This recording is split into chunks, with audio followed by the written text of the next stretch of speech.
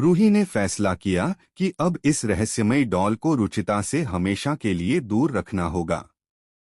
इसलिए वह डॉल को स्टोर रूम में बंद करके ताला लगा देती है।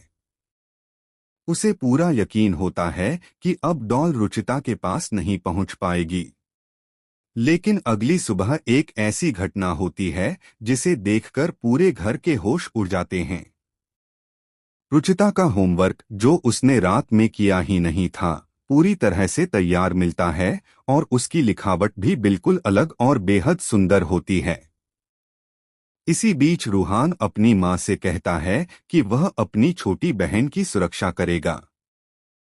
तभी रूही बताती है कि उसने रात में डॉल को स्टोर रूम में बंद किया था, लेकिन सुबह जब उसने देखा तो डॉल फिर से रुचिता के पास थी। यह बात उसकी समझ से बिल्कुल बाहर होती है। इसी दौरान स्टोर रूम के अंदर से आवाजें आने लगती हैं। बाहर से ताला लगा होने के बावजूद अंदर किसी के होने की आहट सुनकर नाहर और रूही दोनों हैरान रह जाते हैं। जैसे ही ताला खोला जाता है, सबके पैरों तले जमीन खिसक जाती है। अंदर रुचिता और वही डॉल साथ बैठे मिलते हैं। यह देखकर नाहर पूछता है कि आखिर रुचिता बंद कमरे के अंदर कैसे पहुंच गई, जबकि कमरे का ताला बाहर से लगा हुआ था। रूही भी इस रहस्य को समझ नहीं पाती और उसके मन में यह शक और गहरा हो जाता है कि यह कोई साधारण डॉल नहीं, बल्कि किसी श्रापित शक्ति से जुड़ी हुई गुड़िया है। रूही शांत रहकर रुचिता से पूछती है कि वह कमरे के अंदर कैसे पहुंची। मासूम रुचिता बताती है कि जब उसकी माँ शाम को डॉल को स्टोर रूम में रख रही थी, तब वह चुपचाप डॉल के पीछे पीछे अंदर चली गई थी। इसके बाद दरवाजा बाहर से बंद हो गया और वह पूरी रात अपनी डॉल के साथ वहीं सोती रही। घर वाले उसकी बात सुनकर मामला वहीं खत्म समझ लेते हैं, लेकिन रूही के मन का शक खत्म नहीं होता। बाद में कमरे में अकेले होने पर नाहर रूही से पूछता है कि क्या उसने गलती से डॉल के साथ रुचिता को भी बंद कर दिया था। तब रूही उसे पूरी सच्चाई बताती है। वह कहती है कि उसने सिर्फ डॉल को स्टोर रूम में बंद किया था, लेकिन इससे पहले भी डॉल कई अजीब घटनाएं कर चुकी है। सबसे बड़ा सबूत रुचिता का होमवर्क था। रात में रुचिता इतनी थकी हुई थी कि उसने एक भी पेज पूरा नहीं किया था, लेकिन अगले दिन स्कूल से पता चला कि उसने न सिर्फ पूरा होमवर्क किया बल्कि क्लास में सबसे अच्छी लिखावट और बिना किसी गलती के पूरा काम करने पर तारीफ भी पाई।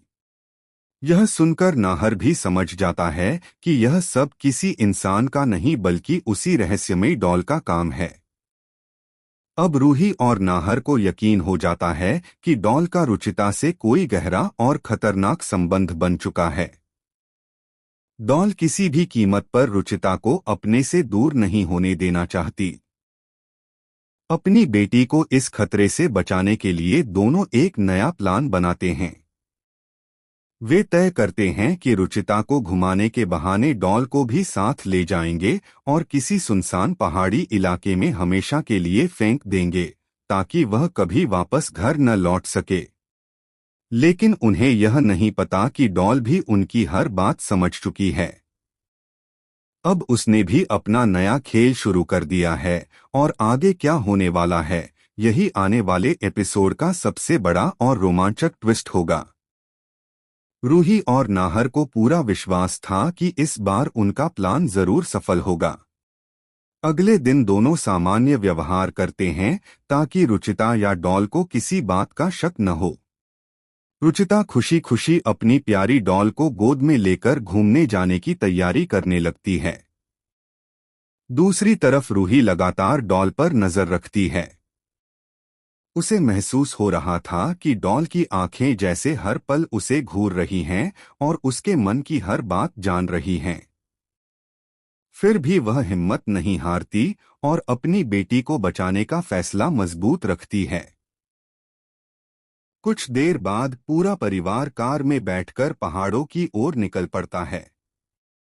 रास्ते भर रुचिता अपनी डॉल से बातें करती रहती है, मानो वह सचमुच उसकी हर बात समझ रही हो।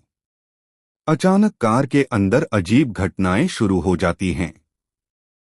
बिना वजह ठंडी हवा चलने लगती है, गाड़ी का म्यूजिक सिस्टम अपने आप ऑन हो जाता है और शीशों पर अजीब निशान दिखाई देने लगते हैं। नाहर समझ जाता है कि डॉल को उनके इरादे का पता चल चुका है और वह उन्हें रोकने की कोशिश कर रही है। काफी देर बाद वे एक सुनसान पहाड़ी पर पहुंचते हैं। वहां चारों तरफ सन्नाटा था। रूही धीरे से रुचिता को किसी बहाने अपनी ओर बुलाती है और नाहर डॉल को उठाकर पहाड़ी के किनारे ले जाता है। जैसे ही वह डॉल को नीचे फेंकने की कोशिश करता है, तेज हवाएं चलने लगती हैं और अचानक रुचिता जोर जोर से रोने लगती है।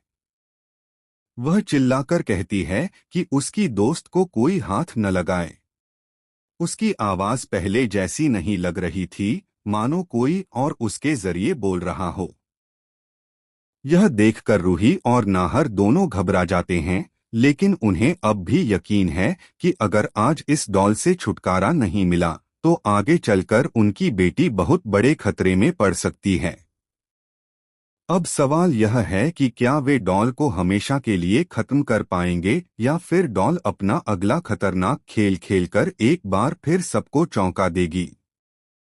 नाहर जैसे ही डॉल को पहाड़ी से नीचे फेंकने के लिए हाथ आगे बढ़ाता है, तभी अचानक उसका हाथ बुरी तरह कांपने लगता है। ऐसा महसूस होता है मानो किसी अदृश्य ताकत ने उसकी कलाई पकड़ ली हो। अगले ही पल डॉल की आंखें चमकने लगती हैं और चारों तरफ तेज हवा चलने लगती है। रूही तुरंत नाहर की ओर दौड़ती है, लेकिन तभी रुचिता जोर जोर से चिल्लाने लगती है। वह रोते हुए कहती है कि उसकी दोस्त को कोई नुकसान नहीं पहुंचाएगा। उसकी आवाज में ऐसा बदलाव था कि रूही समझ जाती है कि डॉल अब पूरी तरह रुचिता के मन पर असर डाल रही है। रूही हिम्मत नहीं हारती। वह रुचिता को अपनी गोद में लेकर समझाने की कोशिश करती है कि यह डॉल उसकी दोस्त नहीं बल्कि उसकी सबसे बड़ी दुश्मन है। लेकिन रुचिता कुछ भी सुनने को तैयार नहीं होती। तभी अचानक डॉल नाहर के हाथ से नीचे गिर जाती है, लेकिन पहाड़ी से लुढ़कने के बजाय वहीं एक पत्थर के पास सीधी खड़ी हो जाती है। यह नजारा देखकर सभी के चेहरे का रंग उड़ जाता है। किसी को समझ नहीं आता कि बिना किसी सहारे के डॉल आखिर खड़ी कैसे हो गई। उसी समय दूर से मंदिर की घंटियों की आवाज सुनाई देती है। रूही को लगता है कि शायद भगवान ही उन्हें इस मुसीबत से निकलने का रास्ता दिखा रहे हैं। वह तुरंत नाहर से कहती है कि अब इस डॉल से अकेले लड़ना संभव नहीं है। उन्हें किसी ऐसे व्यक्ति की मदद लेनी होगी जो इस तरह की रहस्यमयी और श्रापित शक्तियों के बारे में जानता हो। नाहर भी उसकी बात मान लेता है और दोनों फैसला करते हैं कि रुचिता को सुरक्षित घर ले जाकर सबसे पहले इस डॉल का सच पता लगाएंगे। लेकिन उन्हें बिल्कुल अंदाजा नहीं होता कि डॉल ने उनके इस नए फैसले की भनक भी सुन ली है और अब वह अपना सबसे खतरनाक खेल शुरू करने वाली है। आने वाले घटनाक्रम में यह रहस्य और भी गहरा होने वाला है। रूही और नाहर जल्दी जल्दी रुचिता को लेकर वापस कार में बैठ जाते हैं। लेकिन जैसे ही वे पीछे मुड़कर देखते हैं, डॉल वहां दिखाई ही नहीं देती। कुछ ही पल पहले जो गुड़िया पत्थर के पास खड़ी थी, वह अचानक गायब हो चुकी होती है। यह देखकर दोनों की धड़कनें तेज हो जाती हैं। नाहर पूरे इलाके में डॉल को ढूंढने की कोशिश करता है, लेकिन उसका कहीं कोई निशान नहीं मिलता। आखिरकार वे बिना कुछ बोले घर लौटने का फैसला करते हैं। घर पहुंचते ही एक और चौंकाने वाली घटना उनका इंतजार कर रही होती है। जैसे ही रुचिता अपने कमरे का दरवाजा खोलती है, उसकी वही डॉल पहले से बिस्तर पर बैठी मुस्कुराती हुई दिखाई देती है। यह दृश्य देखकर रूही के पैरों तले जमीन खिसक जाती है। अब उसे पूरा यकीन हो जाता है कि इस डॉल के पीछे कोई साधारण रहस्य नहीं बल्कि एक बेहद शक्तिशाली और खतरनाक शक्ति छिपी हुई है। रुचिता खुशी खुशी दौड़कर अपनी डॉल को गले लगा लेती है, जबकि रूही उसे तुरंत पीछे खींच लेती है। वह साफ शब्दों में नाहर से कहती है कि अब एक पल की भी देरी करना ठीक नहीं होगा। अगर उन्होंने जल्द ही इस डॉल का रहस्य नहीं सुलझाया तो उनकी बेटी हमेशा के लिए उसके वश में जा सकती है। नाहर भी पहली बार पूरी तरह रूही की बात पर विश्वास कर लेता है। उसी रात घर में फिर अजीब घटनाएं शुरू हो जाती हैं। आधी रात को अपने आप दरवाजे खुलने और बंद होने लगते हैं, लाइटें बार बार टिमटिमाने लगती हैं और पूरे घर में किसी बच्ची की धीमी हंसी गूंजने लगती है। रूही समझ जाती है कि डॉल अब डराने की नहीं बल्कि हमला करने की तैयारी कर रही है। वह मन ही मन प्रण लेती है कि चाहे कुछ भी हो जाए, वह अपनी बेटी को इस श्रापित डॉल के चंगुल से जरूर बचाएगी। दूसरी तरफ डॉल की चमकती आंखें इस बात का संकेत दे रही होती हैं कि उसका असली खेल अभी शुरू हुआ है।